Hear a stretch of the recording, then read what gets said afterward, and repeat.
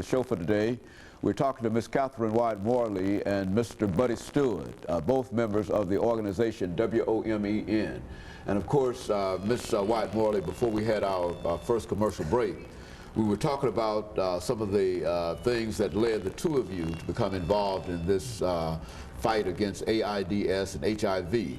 But let's have the two of you recognize that this is World AIDS Day, and that this disease is having a tremendous impact not only in the United States but throughout the world. And so let's look at it from that perspective, the impact that it's having on the world today, so that we can sort of get a greater interest into this disease. Exactly. Statistically, 33.6 million people have HIV, and that is just devastating. It is wreaking havoc in our economic community. Individuals between the ages of 24 and 44 have the highest rates of HIV infection across the board. 1 in 50 African American men in the United States are HIV positive, and 1 in 160 African American females in the United States are HIV positive. So you can begin to see the devastation that this disease is causing amongst children. Children are being left orphaned, marriages are being destroyed, families are being sliced and separated. Havoc in the States and across the world. It is wreaking economic havoc on the continent of Africa, as you are very well aware of, and also in Thailand. I do a lot of work on in the country of Thailand, and it is wreaking havoc in our third world countries. Really, a lot. It is really. Well, now, Mr. Stewart, what do we see as some of the best methods as an outreach person, some of the best methods of at least controlling this disease until we can get a better handle on it? How would you see that as an outreach person? As an outreach person, I look at it like this. Education is the most important thing.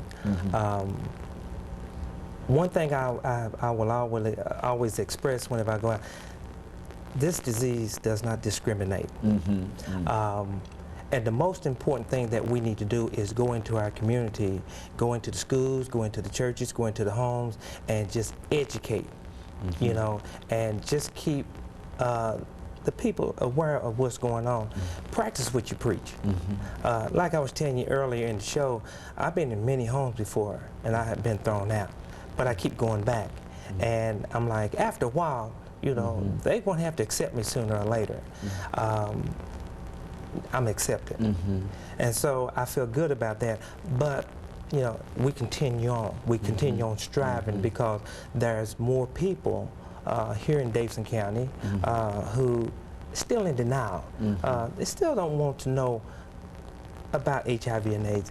You know, I just came back from Washington, D.C. You know, I work with Howard University, and they was talking about a cultural about HIV, and they was talking about the Hispanics, they was talking about the blacks, and it was real fun because, you know, when you come to the South, it's a different ball game, and that's one thing that they never thought of, because, you know, anywhere you go, no one really don't want to really come forward and admit, well, I'm HIV, or my friend, or I have been exposed. But over the past 10 years, working through the health department, worked with General Hospital, now with women, I have tracked down, because I'm a tracker also, over 8,000 people just by myself. Just being within this area? Just being within this area, yes. And I think, Ms. Wyatt-Morley, you've indicated that on a number of occasions, that it's something that folks don't self-disclose. And I think we've also said that your story in terms of your exposure and how you were able to deal with it, and why don't you talk about the book that you have and some of those problems associated with that, because I think that is essentially what we need to do at this particular point.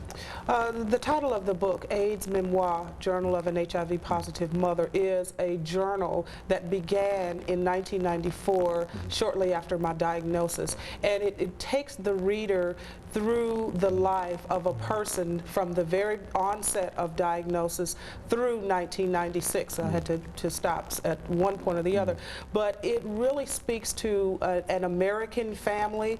It talks about the catastrophic devastation that this disease, that this diagnosis can create in a family. It talks about alcoholism. My husband, I was married and got this disease, acquired this disease in marriage, and it talks about the alcoholism that existed in marriage.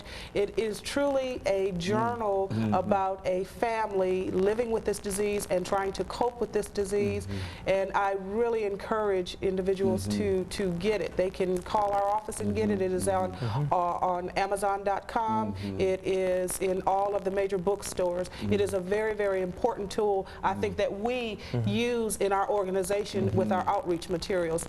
It really depicts life inside the skin of a person living with a disease and life inside of the skin of a family trying to cope with devastation of this disease. And this is the kind of information that we rarely get in reference to this disease. It seems that more than anything, people want to deny any kind of contact with the disease, and folks that do have that contact generally end up in some kind of situation where they're generally discriminated against, and so both of you simply believe that we need to do more in terms of education. Much more. There's no doubt about that. Absolutely, absolutely. There's a lot of work to be done. There's a lot of people that need to be brought out of denial. Testing is extremely important. Those type issues, but as Mr. Stewart said, we have got to continue to be out in the street every day, bringing awareness and education and talking to people about testing. You'd be surprised. People don't know where to go get tested. So those are the really important things that we have to get out to our young people that are very sexually active. They have no idea. We have to educate our young people. We have to educate women. We have to educate families with respect to HIV and AIDS. We really have to stay busy, and it keeps us busy. Yeah, it keeps us very busy, and I like to say this. I met with a teenager a couple years ago, and it was so, it sort of got to me because she was HIV positive, but her boyfriend said, well, since you got it, I wanted to because I'm in love with you. And I'm like, don't you understand? You don't understand. You don't understand. Very good. Okay, and so let us take this. We're getting ready here for our second commercial break, after which we'll come back and we'll have one more segment. But I think that essentially this is what we want to do. And of course, we'll be back with our audience following this short commercial break.